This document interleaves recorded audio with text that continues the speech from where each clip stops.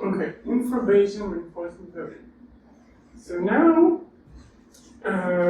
we want to have, conceptually the option is that we want to have a notion of hypothesis which doesn't prescribe the entire environment, but it only gives some information about the environment, says something about the environment. It doesn't assume a specific environment. So it allows for Knightian uncertainty or ambiguity, is sometimes called. And the key object is going to be box X, which is going to perhaps mean closed convex subsets of delta X. There's also some more general notions of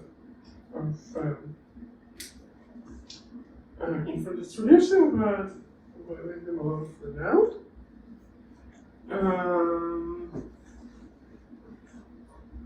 So now, first of all, what is our notion of hypothesis? So now our hypotheses are not environments, but are something else. So our new notion of hypothesis is going to be something I call laws. So what's a law? Definition.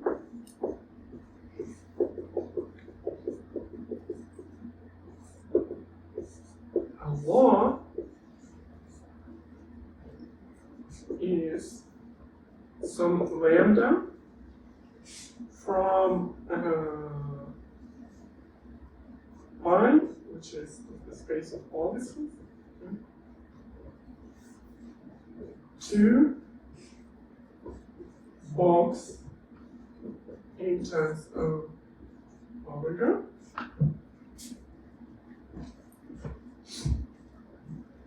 such that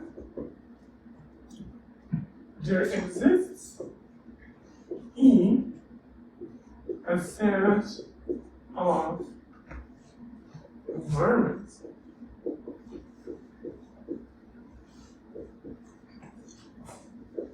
for which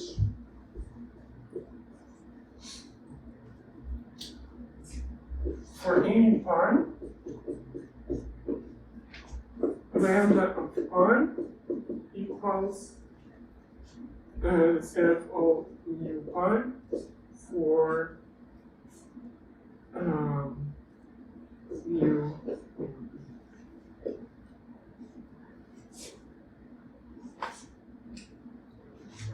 So a law, so given an environment, we can to any policy assign a distribution of the destinies.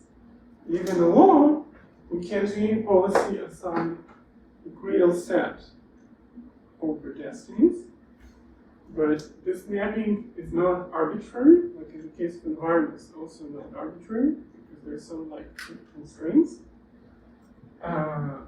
Intuitively, there's first the obvious constraint that if I follow some policy, it's not possible that I get a destiny which has actions that don't come from this policy. Right? This is obvious. But there's also a less obvious constraint of causality, which has to do with the fact that, if I the things that happen at certain moments should not depend on actions that on parts of the policy. It only depends on actions that I took so far. That's something I will take in the future or in some counterfactual scenario. And to kind of embody this causality condition, to embody both of those constraints together, we introduce this condition. So there has to exist some set of environments for which generates this law. So generate this law means that for any policy, the Greidel set lambda pi can be described as just the set of all mu pi for pi in A.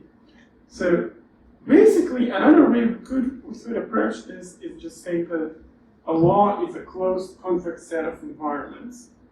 Right? We could say that, similar to Greidel set, a closed convex set of distributions, said closed convex set of environments.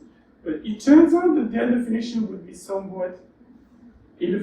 redundant in the sense that there are there are cases where you have like two different closed convex sets of environments which generate the same law. And when they generate the same law, and for all practical purposes, it is distinct. There's no reason to distinguish them. Okay.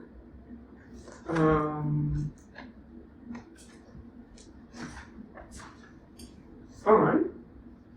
Now we're also going to have, so now we can also talk about learning, right? So now suppose that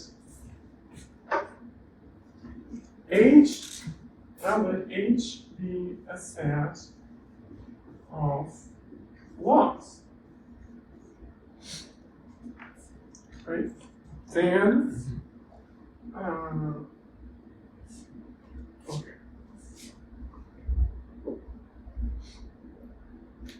Then, so, okay, even one step before this, before a set of laws, we can jump over a step here.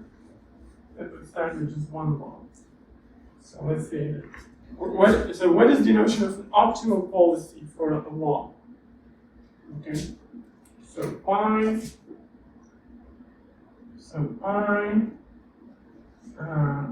star is said to be optimal for lambda, assuming some utility function, given the utility function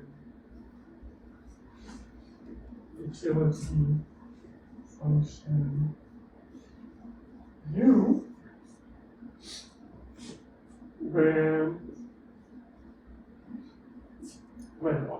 when pi star is there, or is in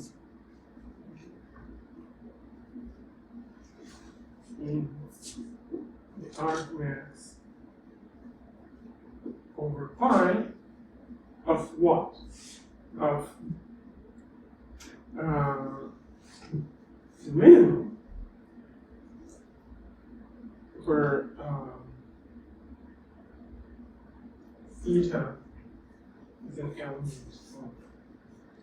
of pi, expectation with respect to theta of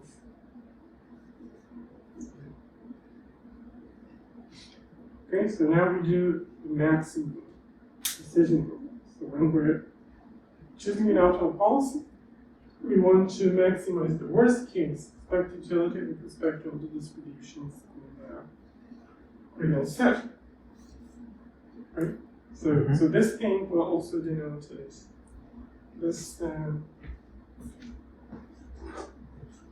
thing here. Also use the notation E lambda. This is like the infra expectation of U with respect to the real set. And again, obviously, it's just topological arguments. You can easily see that, like, this is all still like continuous in pi, so it's still a continuous function in complex space, and this always exists. Yeah, by the way, notably, this mapping is continuous. The fact it's continuous actually follows from this condition. This is nevertheless a good fact to keep in mind. Yeah, continuous, maybe I haven't said, so when I say continuous, what is even the topology of this thing, right? So this is kind of a technical thing. So for any x, we have some compact whole space. We're always going to regard delta x as equipped with the weak topology.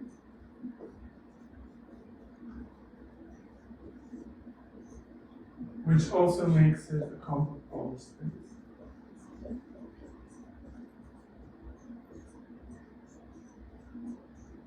So equivalently, if we have some. Sorry, what's a Polish space? So a Polish space is a space which is separable and metrizable. Mm-hmm. So there's a notion of distance, and there's a countable subset that's dense. So kind of like how the rational numbers are dense in the reals, any real can be written as a limit of rationals. Any point in a Polish space can be written as a limit from within some countable subset. Mm-hmm. Yeah, right. And actually a compact Polish space, it just means that it comes from some compact metric space. Because when you have like compact metric space, then it's automatically separate. Mm-hmm.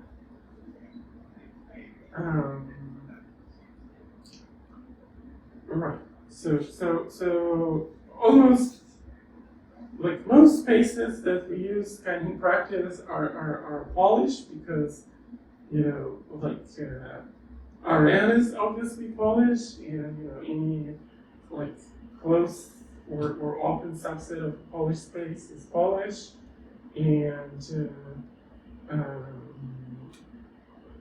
yeah, even like a Banach space is still Polish. Like some Frege spaces at least I think Polish.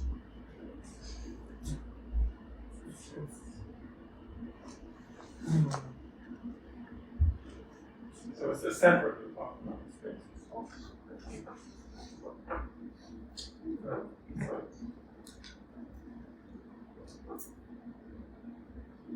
It's like not a very theoretical condition. So Polish spaces, they kind of appear often because probability theory on Polish spaces is much easier than trying to do probability spaces more generally.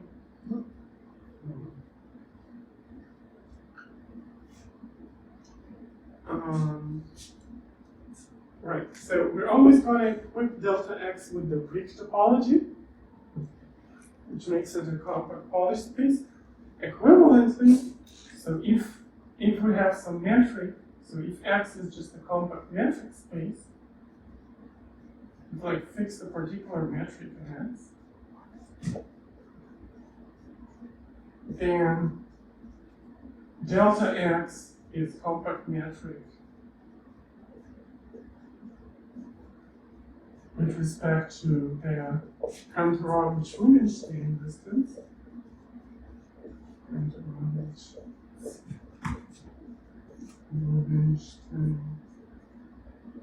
This is kind of the same. So this is the same thing as the first Wasserstein distance. This is just some kind of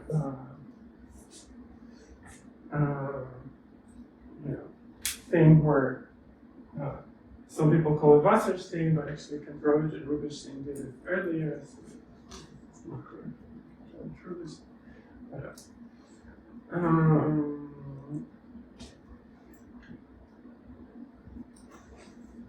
Right. So and then delta x, and then box x is also a compact metric space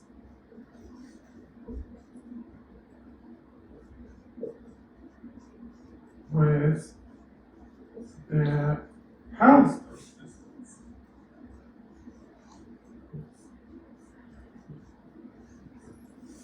So we take the Hausdorff distance relatively to the Cantor-Rubinstein metric, that gives us a metric here, and this makes it also a compact metric space. And the topology here is also so the topology here only depends on the topology here. It doesn't depend on which is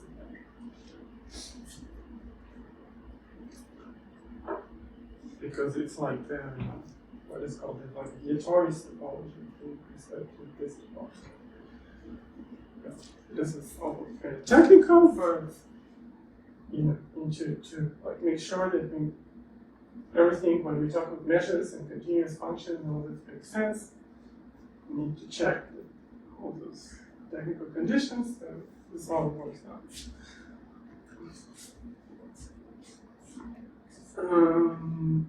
Okay.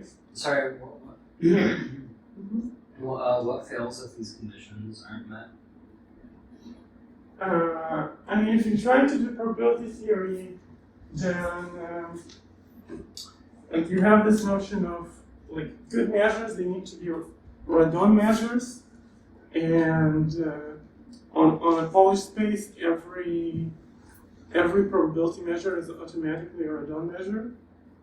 So it just simplifies life. Like all the theorems that like a lot of like just regular, a lot of like theorems from probabilities, from like probability theory, like taking conditional probabilities, regular conditional probabilities, and all sorts of things.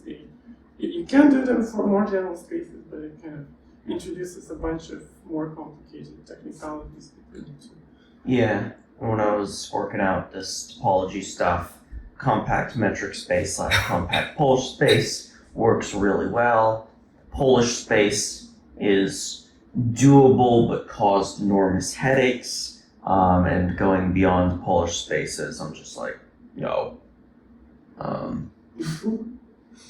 Well, I mean, I was able to get like one little thing about some very special, nicely behaved T0 spaces, but yeah, trying to chew through all the fiddly topology details yourself really gives you an appreciation for how even just loosening it up to Polish spaces comes with a really big jump in complexity. Cool.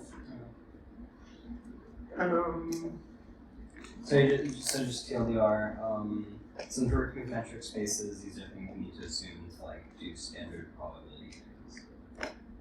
Like conditional probability. Yeah, the fact that it's a Polish space is something we need to assume to do it.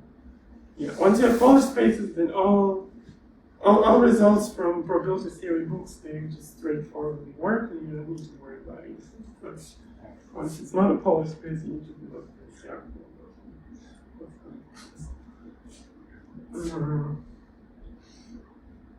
Sorry, and then I've thought about this for 0 seconds, so it should not be a question. But like, is there any reason to assume these assumptions will hold in some way, shape, or form that would qualify this? Is there reason to assume that what?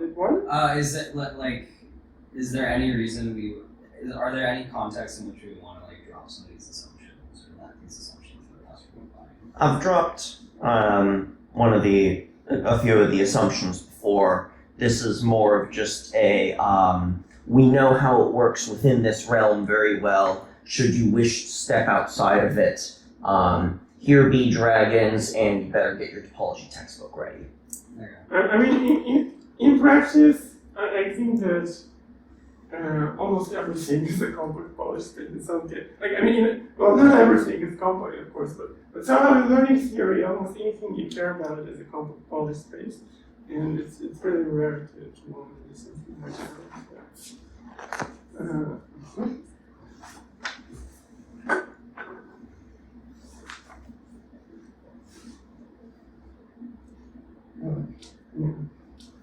So certainly, if you're happy that your reward functions are bounded, then everything is simple.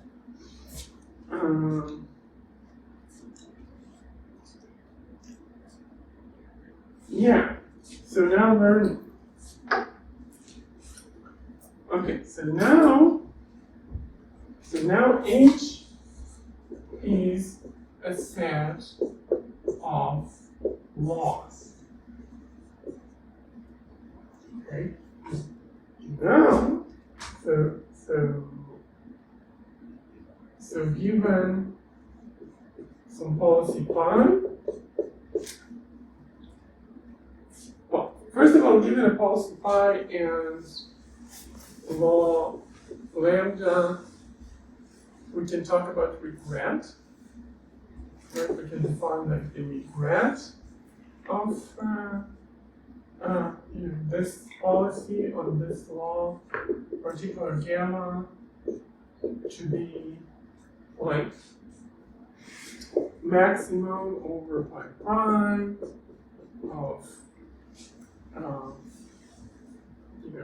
the infra expectation with respect to this thing of u gamma minus infra expectation with respect to pi of u gamma. Then then if we have some family pi gamma, family of policies, then it's said to learn H when for any lambda in H, the regret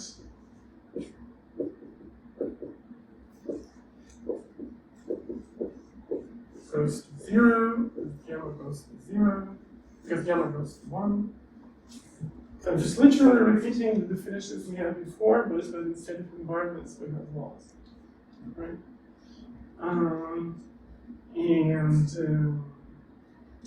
So we have a notion of like learning and learnability, and we can also do anytime. Of course, I will repeat it, which is the exact same thing. And we can also do Bayesian. What is Infra-Bayesianism? Because we can also do the Bayesian thing. So now, like, given some prior data on distribution of H, could in principle also take an infra distribution of H, but usually we just want a distribution of H. We can define, so we can first of all define the Bayes optimal policy. We have the Bayes optimal policy is pi star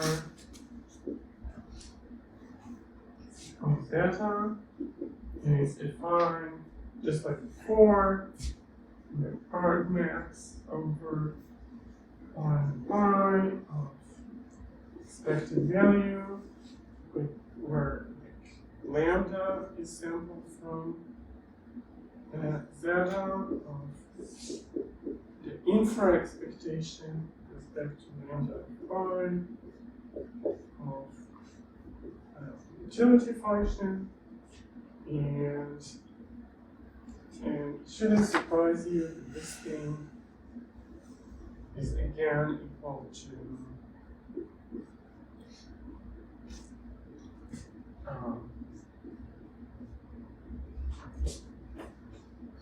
just taking the mixture of the last two cells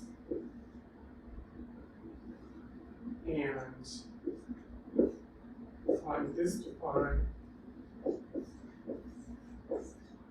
Yeah, I guess I haven't said it, but there's also a convex structure in the space of log. So first of all, for any space S, if I have some, theta capital and psi capital in box X, then we can, and like P is some number between 0 and 1, then we can define the convex combination.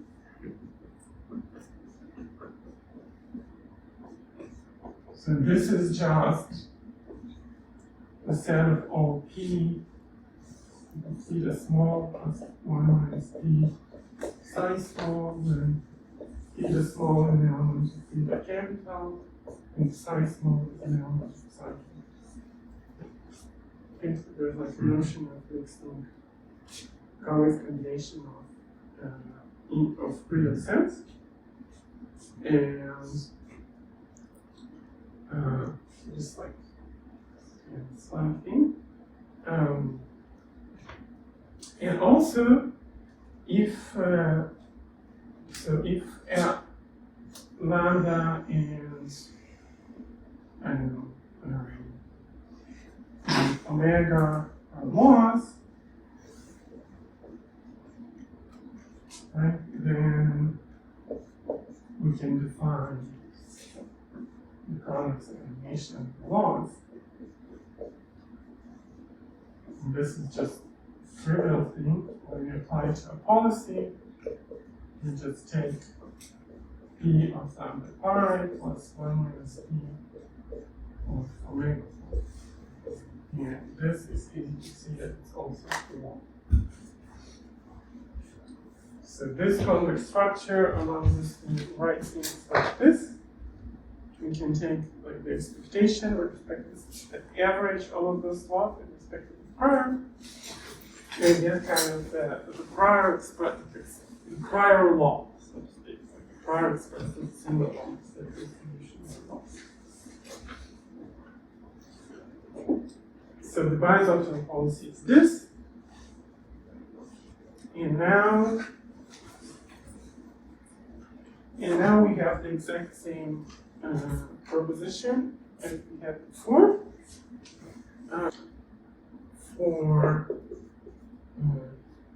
AH if there exists a policy such that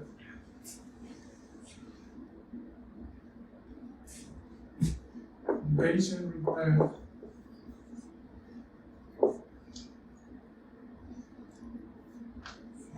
and if there's some zeta prior, so if the Bayesian regret of this policy on this prior, and gamma goes to 0, gamma goes to 1. Yeah, I'm not sure. I mean, I haven't defined the Bayesian regret, but it's just defined the same way. It's just the average over the prior. Right? And this is also true for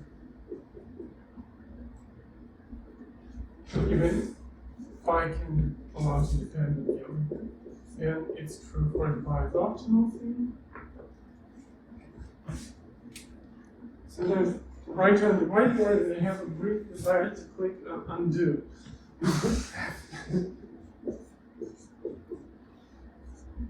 Right? And also, and additionally, if H is countable, and learnable, then this thing works. Then, like for any lambda in H, you graph like the gamma lambda equals to 0. This is the exact same thing we had in the Bayesian setting. We also have the Infra-Bayesian setting. So before we had MPDs, RDPs, and POMDPs. So analogously to this, we have Infra-MPDs, Infra-RDPs, and guess what? Infra-POMDPs.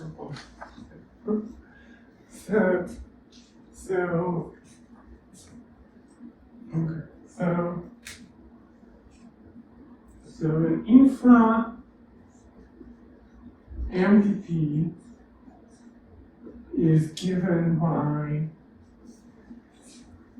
set of states, set of states, a transition kernel, a word function, and initial state, where now, so the word function is the same as before, it's just a function from, let's say, states, dimensions, 2, 0, 1, whatever. But the transition kernel is box.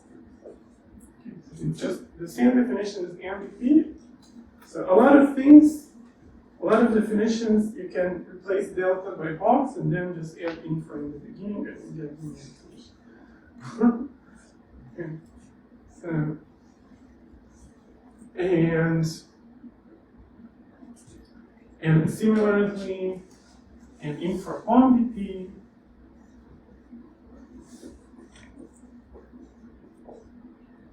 is like states, observation mapping, transition mapping, word, and now we have some feature zero, results S, and B is still from S to observations, but the transition kernel is now from this to box. Okay, again, just same definition as POMDP, only with box instead of the and infra-RDP is also the same story. It's S, and some observation kernel, there's some transition function, some word function. Word function is, the word function here has to be an observation.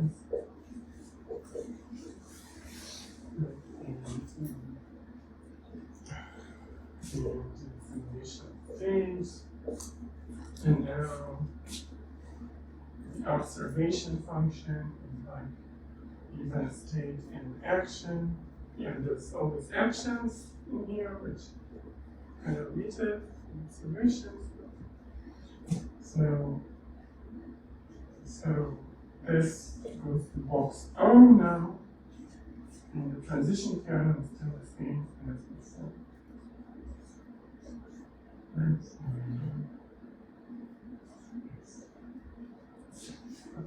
Same thing, except instead of delta.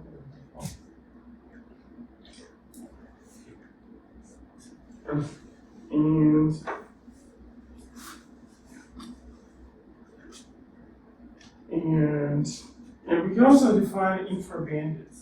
Another example. Infra-bandit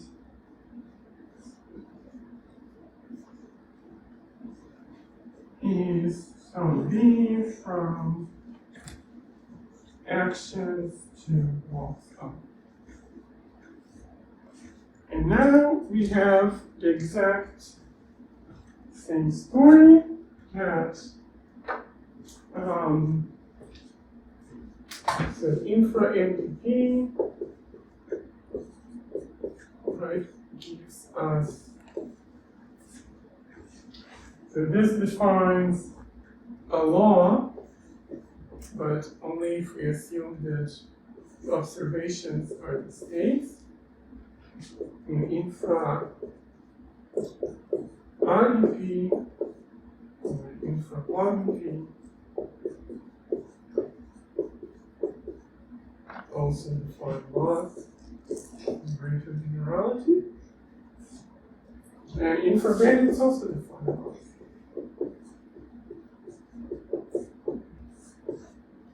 Those are all examples of natural ways to construct laws.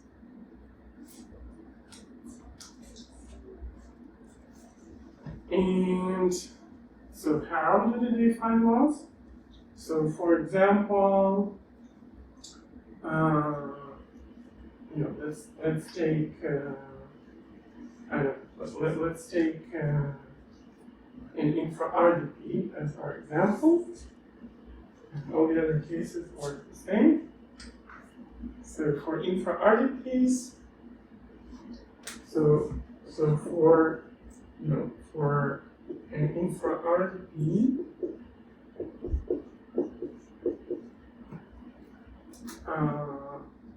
we can define a copolicy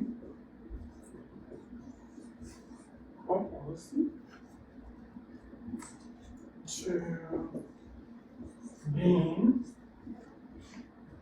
some, so we are now in the RDP. So copolicy is going to be some sigma from S times A to delta I such that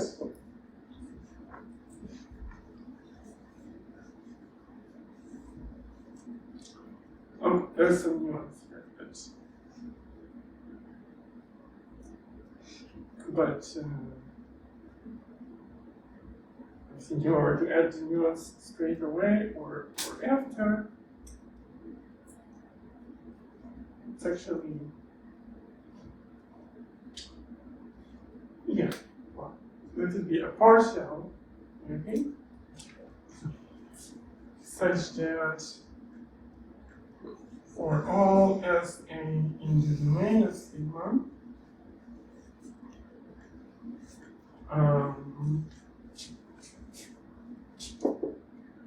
sigma of S A lies inside of B of S A. Okay. And secondly, any SA which is sigma reachable. Okay, you know what? Let's forget about it for a moment. We'll do this later. So for now, let's just be the normal function, and then this is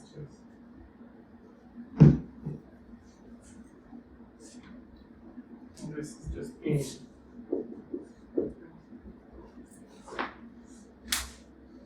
Okay, so this is the copolicy. So then,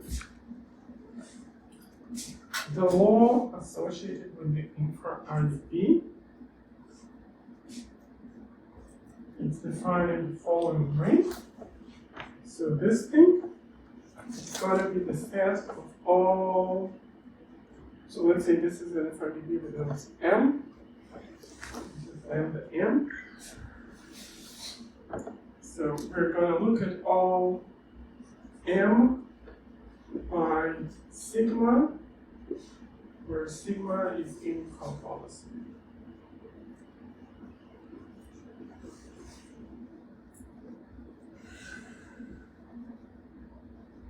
So what is M by sigma?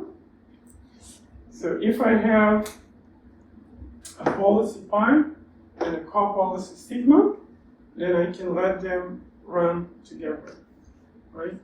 Like, or in other words, any copolicy defines. So okay, let's do it differently. So any copolicy defines an RDP, just an unambiguous RDP, not infra, right? Which is just like finished. So this RDP we can denote it M sigma. So this is just an RDP. So it's like an ambiguous.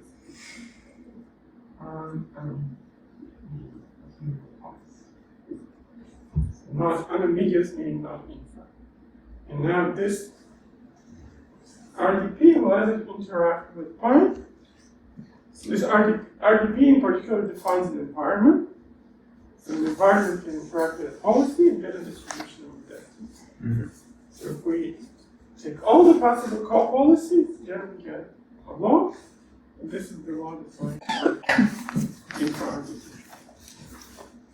And the same type of definition works for Infra-MPDs and for Infra-POMDPs, and also for bandits. Just for bandits, oh, no, sorry. This definition is wrong. Rewind. So go back a step. So the copolicy is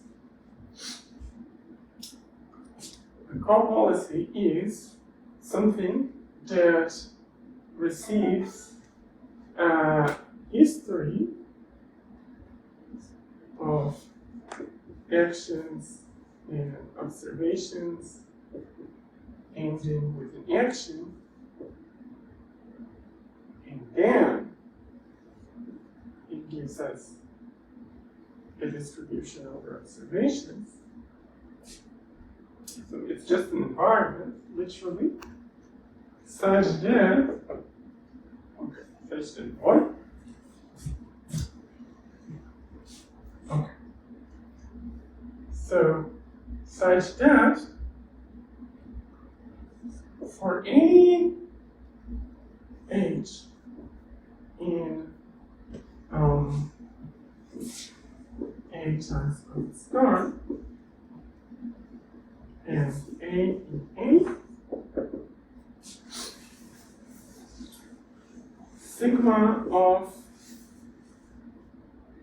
HA has to lie inside B of, is denoted phi m of HA. I don't need to explain what is phi m. So phi m is a mapping from histories to states, okay, which is defined by, so it's defined recursively, so phi m of the empty history is just the initial state, phi m of any history extended by another action and observation equal to t of t of phi m h a o. Okay? So phi m is just the state representation induced by the infra-RDP, converts every history to a state by repeatedly applying the transition function, right? Mhm. And then we require the sigma of HA lies inside the observation kernel, infra-kernel, B of phi m h in A. But, so this is different from what I wrote before because I do allow sigma to depend on the entire history that preceded it, not just on the current state. Okay. Copolicies, you could consider the stationary copolicies, but I want to consider general copolicies. And now I can define lambda m of phi as being the set of all sigma phi, where sigma is an m copolicy. So similar definitions can be written for infra-POMDP, infra-MPD, and infra-MPDs. Is there a Yeah. similar thing as for the non-infra case where every law can be recovered as some infra RDP or? Yeah, good question. Excellent question. So now, turns out that not every law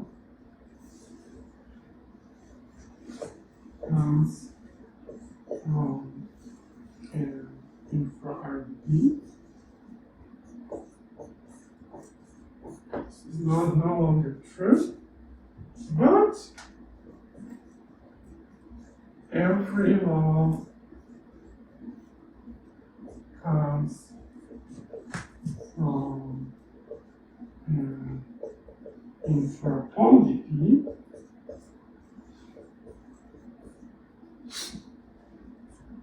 Okay. For example, to see this, we can let the state space of this infra-POMDP be A times O star times E, where E is some set of environments that generate the law. And then the initial